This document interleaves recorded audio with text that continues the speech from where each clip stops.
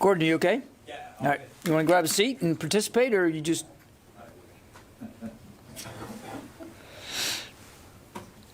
Okay.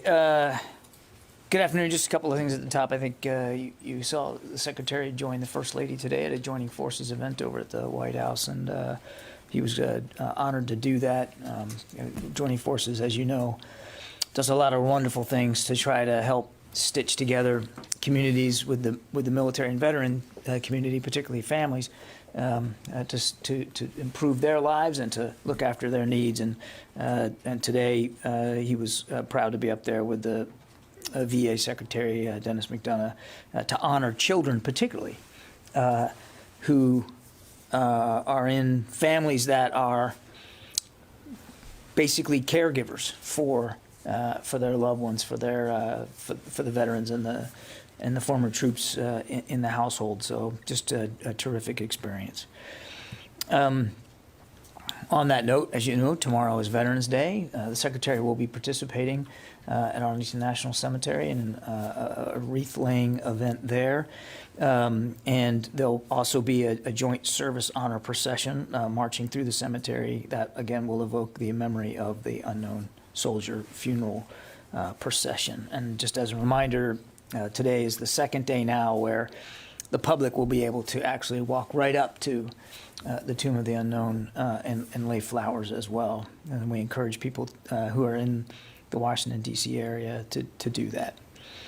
And then, of course, a happy birthday to the United States Marine Corps. November 10th is their birthday, and we wish them well, thank them for all that they do to continue to defend this nation, as well as Marine Corps families who are very much serving as much as their Marines are. And with that, we'll take questions. I think I got Lita on the line, yeah? Yeah, thanks, John. Can I just a quick follow-up from the other day?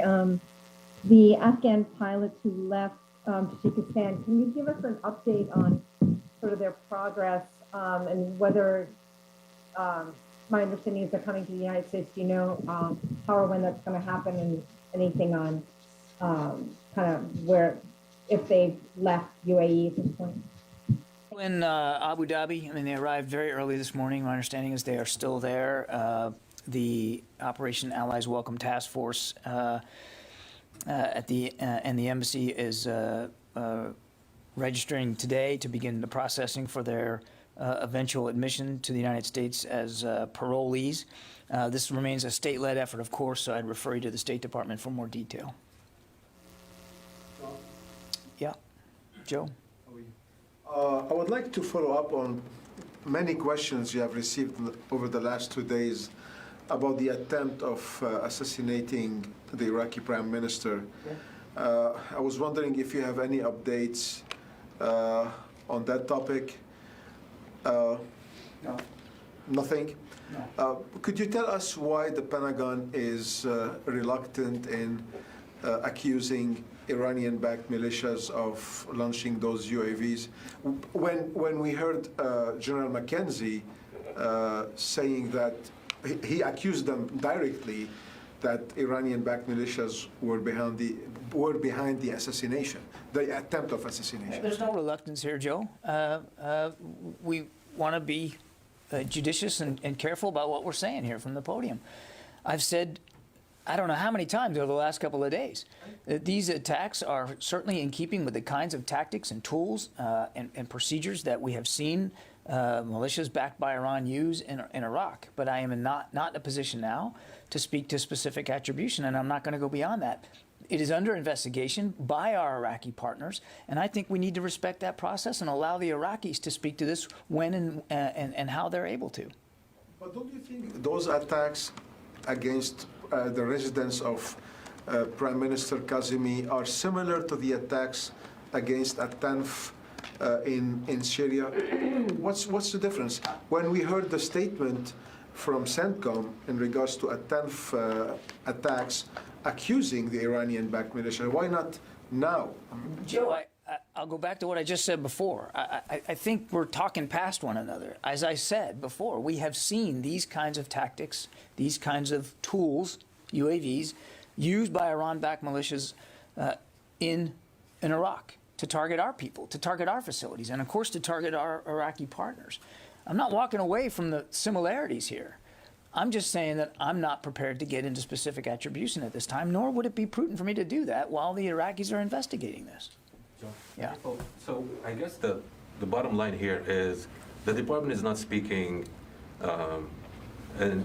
or sending the same message here. We have the highest general in the region saying one thing. You're not saying totally something different, but not the same way. He was more, I wouldn't put it like forthcoming, but he was not prudent as much as you are. Why is this different? It's the same department, it's the same military. I don't think there's a lot of difference here, Fadi, and I think honestly you guys are making much more out of this than you need to. We have all seen the militias operating in Iraq that are supported by Iran use these kinds of tools and tactics. We're deeply concerned about that. And what's more important is not whether I'm going as far as a general's going in terms of what we're saying about it. It's what we're doing about it and how we're working with our Iraqi partners to do what we have to do to protect our people and our facilities. And drawing a bright line around the threat that we're still under inside Iraq because of these militias backed by Iran. And that's what really matters here, not whether there's a nuance change between what General McKenzie said the other day and what I'm saying here. We're all of us, including General McKenzie, are fully focused on the threat that our people and our Iraqi partners are under inside Iraq by these militias, which we know are backed by Iran. That's where the focus is. Does the discussion extend to what the U.S. can or the department can provide in order for Mr. al-Qasimi or any other Iraqi official inside the green zone can have the systems that can deal with this type of threat, which is, we're talking about drones. Have the Iraqis asked for assistance in that? I'm not aware of any specific security assistance request by the Iraqis along those lines, along force protection lines. No. Any other assistance request? I'm not aware of any. No. Let's see. Paul Schenkman. Hi, John. Thanks for doing this.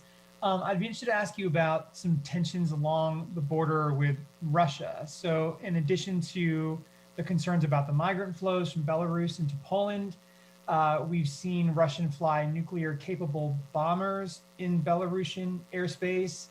And then separately, we've seen what Russia describes as a significant increase of NATO flights over the Black Sea, some of which it's deployed its fighters to intercept.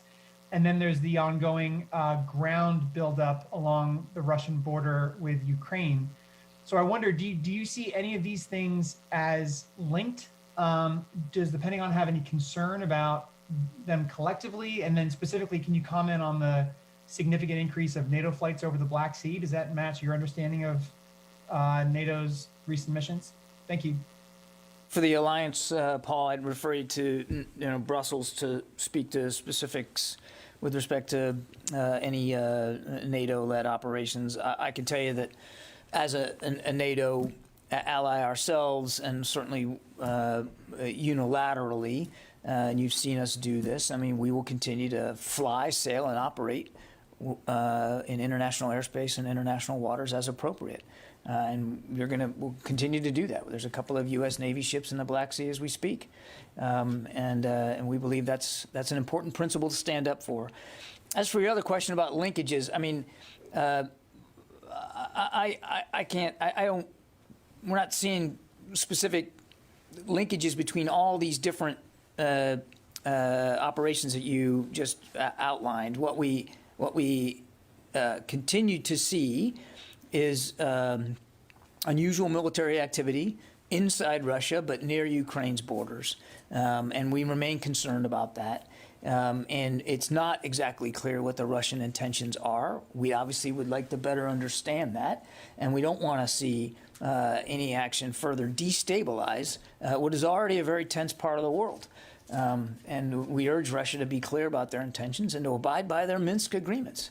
And as you heard Secretary Austin say many times when we were in Europe just a couple of weeks ago, our support for the territorial integrity and sovereignty of Ukraine is unwavering. Barb?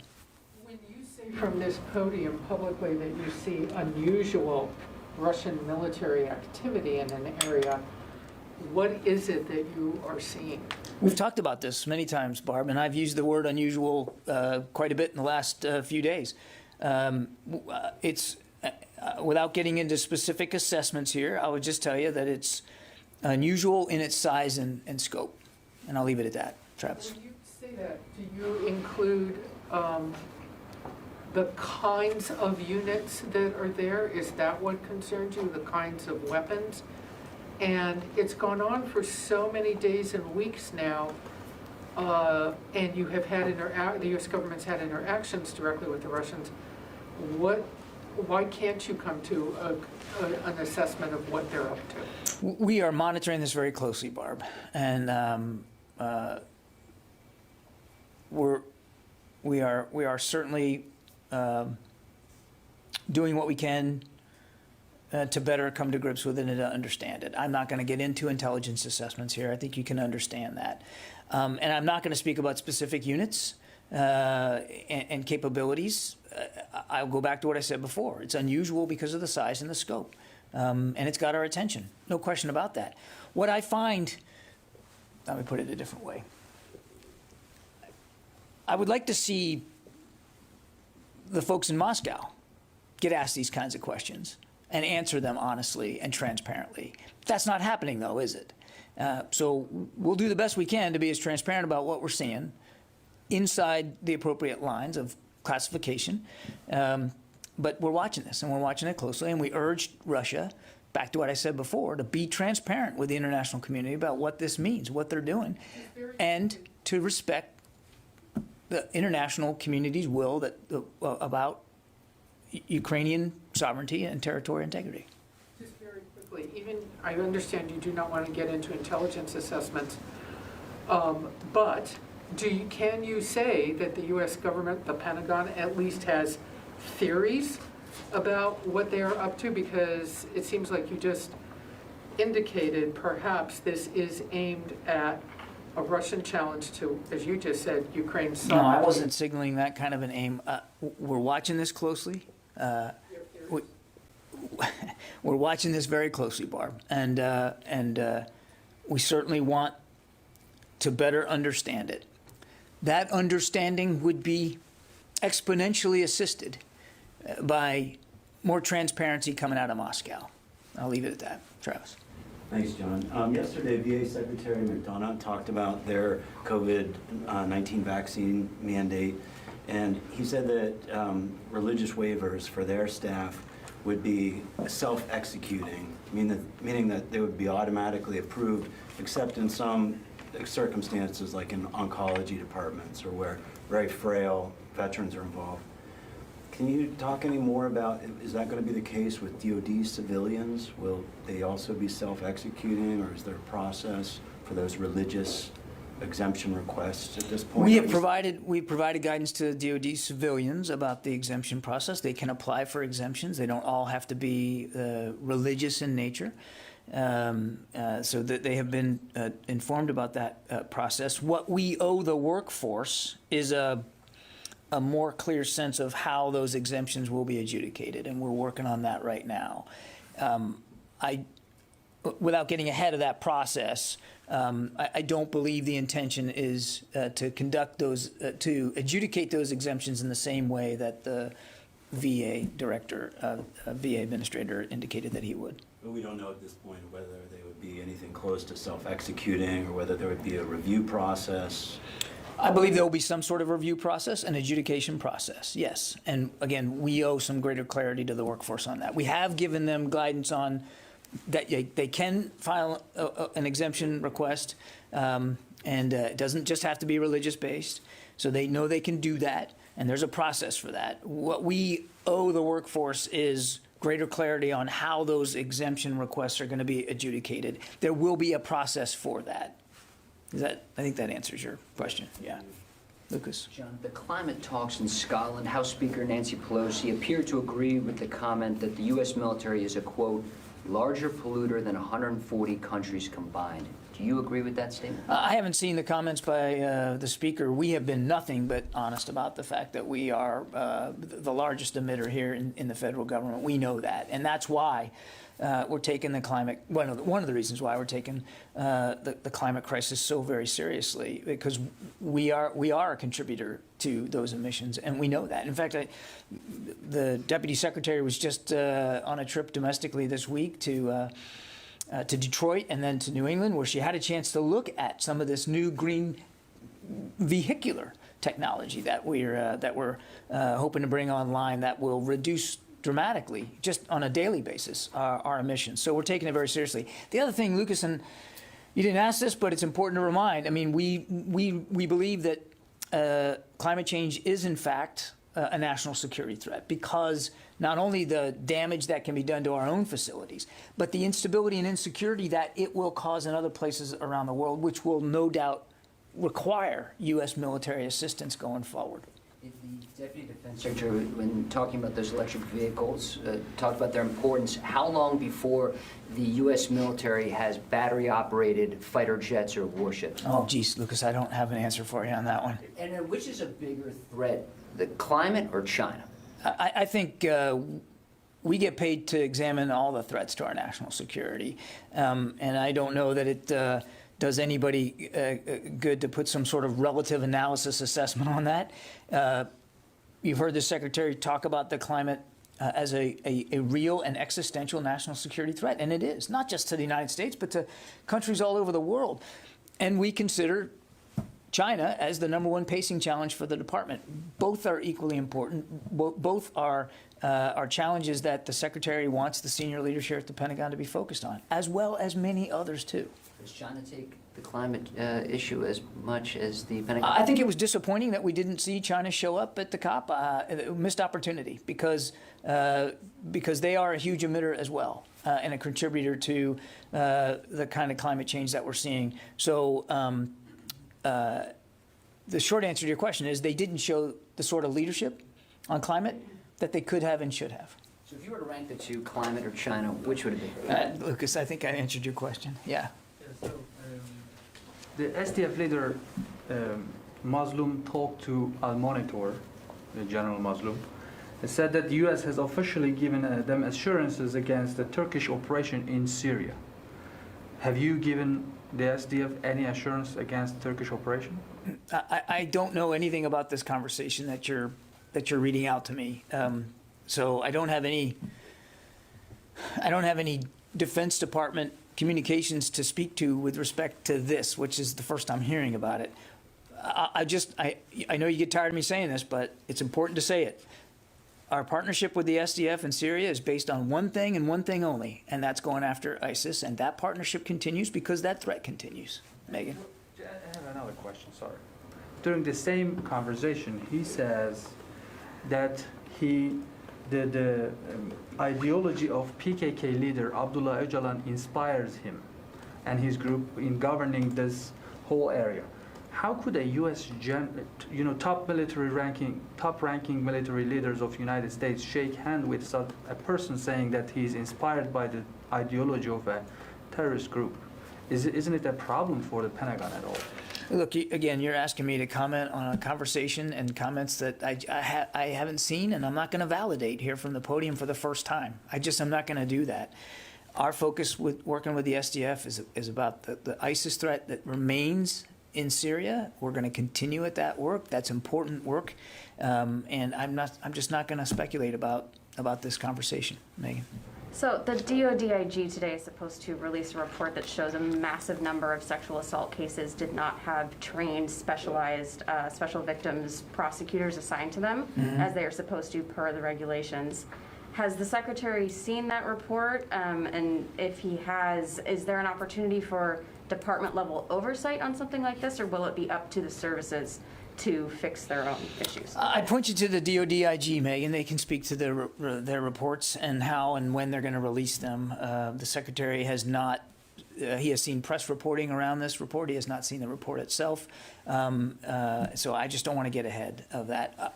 The only thing I'd say, it won't satisfy you completely, of course, is that obviously the Secretary takes very seriously the scourge of sexual assault and sexual harassment inside the force. On his first full day in office, as you remember, he tasked the services to come up with an assessment of how they're doing and ideas for how they can improve it. And shortly thereafter, we launched the IRC, and we have a range of reforms that we are working through on this implementation roadmap. So we take the issue extremely seriously, and the Secretary has made clear that we've got to stop kicking the can down the road on this. It's time for innovative solutions. So should there be a report by the IG on that issue, as you've indicated, I can assure you the Secretary will read it and take its findings very, very seriously as well, because it's a high priority for him. And would he potentially consider what he could do from his own office outside of further IG evaluation to?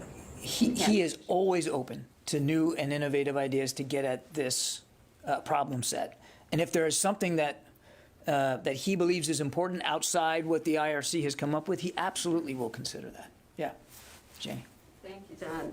On the transfer of wartime operational control to South Korea, it was reported that there was a difference of view between U.S. and South Korea on the transfer of the OPCON. What difference of view does U.S. have? What difference of a view? So the question assumes there's a difference of view here. Look, I would just say this about OPCON, and that we remain in conversation with our ROK allies about OPCON.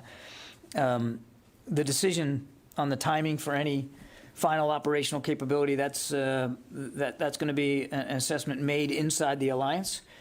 Neither Secretary Austin nor his counterpart in Seoul have made any decisions on the timing for that kind of an assessment. The other thing that's important to remember is that the OPCON transition is going to be conditions-based in accordance with bilaterally agreed upon conditions inside the OPCON transition plan. And as an alliance, we're making strides in that direction, and we still have some work to do. Do you think, excuse me, because I have something like that. Do you think the conditions for the transfer of OPCON to South Korea are in place? As I said, we are working inside the alliance on progress towards those conditions. But still need some more exercise between U.S. and South Korea, so you need more, sufficiently. Well, I'm not going to, you're asking me to assess now progress towards OPCON, and I'm not going to do that. As I said in my very first comment, this is something that the alliance has to decide, and the Secretary and his counterpart have not made any kind of decisions on timing right now.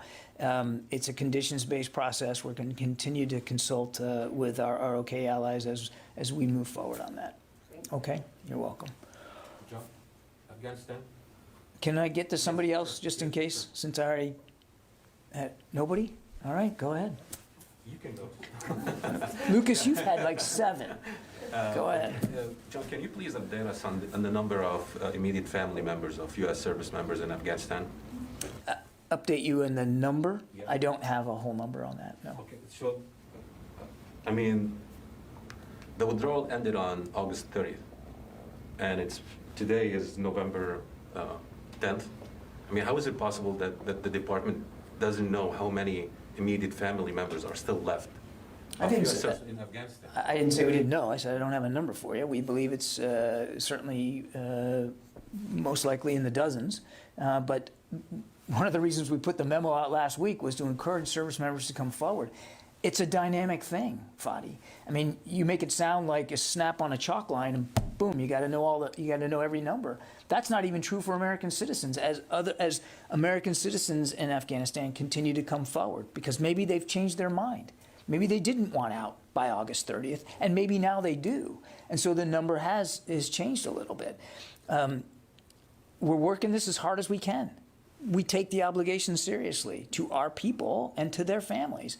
And that's why we put the advisory out to the services last week to give them a place, a portal, where they can go to put information on there that we can then share with our State Department colleagues to get them out. We're going to stay at this. I've said it before, but I think it bears repeating. The military mission in Afghanistan is over, but the mission itself to continue to get our people out of Afghanistan and back home or to their new homes in the United States is not over, and we're going to continue to work inside the interagency to do that. I understand and appreciate all of that, but the question remains. These are immediate family members of U.S. service members in Afghanistan. While many Afghans who have no relatives in the U.S. were evacuated a long time ago, the department, up until last week, did not issue a memo or consider this issue. I mean, don't you think that doesn't mean late in the process? So don't you think this should have been a priority to begin with? It Because was a we're talking priority. about- Fadi, let me answer your question, please. No, I'm just trying to explain. I know where I'm that. coming I from. get it. But we did take it as a serious priority back then. We were working it. Just because there wasn't a memo on the streets doesn't mean that we weren't focused on it or that we weren't talking to people about it. But more and more people were coming forward and wanted help for how to organize this effort. And now that the State Department has set up an interagency process over there, we now want to more discreetly, more carefully funnel these requests and that information to the care coordinator as appropriate. So it's an ongoing process. It's somewhat iterative. We're getting better at it over time. And the fact that that we didn't issue a memo earlier doesn't mean that we weren't thinking about it, weren't focused on it, weren't hearing from troops that were concerned about family members. I mean, I have to take issue, I think, with the tone of your question, which seems to be that we just didn't care until last week, and that's just not true. Yeah, but the fact remains that we are talking about that issue still now. And you know what, Fadi? We're probably going to be talking about that issue for some time to come. And that has to be okay. It doesn't mean that we're not taking it seriously. In fact, quite the contrary. Is there any concern about their safety in Afghanistan? Of course there is. Of course there is. Yeah, Lucas. So what I'm curious about is, it seems that when there's a memo like that comes out that you guys do want out, that you give it to the media. But the only reason that one came out is because somebody reported on it. So it just begs the question, when the COVID mandatory vaccines came out, that memo, you guys gave it to us, you provided it to us. So if this is something that there really was an interest in telling members of the military, hey, this is this consolidated list or database or whatever you want to call it of people, then why wasn't it publicized by OSD policy? I mean, how would people even know, and service members, without it being reported by the media, that this is even an option for them? It went to the military departments who own the troops and their families, or not own them, but you know what I mean, are responsible for our troops and families, and we felt that was the best communication vehicle. I'm sorry if you don't appreciate the way we did it, and if you think if we think we could have done it better, but I'm not criticizing it. I'm asking a very specific question, which is, when there's something that you guys want out in the past and there's a memo like that written, we often get the memo. It's, hey, we're changing the policy on this, or we're providing this, and you guys provide it to us, and then we put it out there as a service to the public, right? Like, we're providing information to the public, but that wasn't the case in this. So that's just my question is, was this an effort that we really did want publicized? And if so, then why wasn't it? I would just say we handled the memo. We handled the memo in the way we thought was appropriate, and got it to the leadership of the military departments who are responsible for their individual troops. We believe we handled that appropriately. Lucas. Chinese forces are conducting large-scale exercises near Taiwan as this U.S. congressional delegation visits the island. What's your reaction to that? Sorry. Chinese forces are conducting large-scale exercises near Taiwan as a U.S. congressional delegation visits the island. Do you have any reaction? Look. I talked about the delegation yesterday. These are not uncommon. This is the second one this year alone. And I'll let the Chinese speak for their exercises and their training. What we're focused on is continuing to support the One China policy in accordance with the Taiwan Relations Act. And as you heard the Secretary say in Brussels, nobody wants to see cross-strait tensions come to blows or come to a conflict, and there's no reason that it should. And so nothing's changed about our Are policies. you seeing anything unusual about these exercises and their size or what they're doing? The Chinese? I'm not gonna, I'll let the Chinese speak to their exercises. I mean, we monitor things as best we can. They can speak to their exercises. Okay, thanks.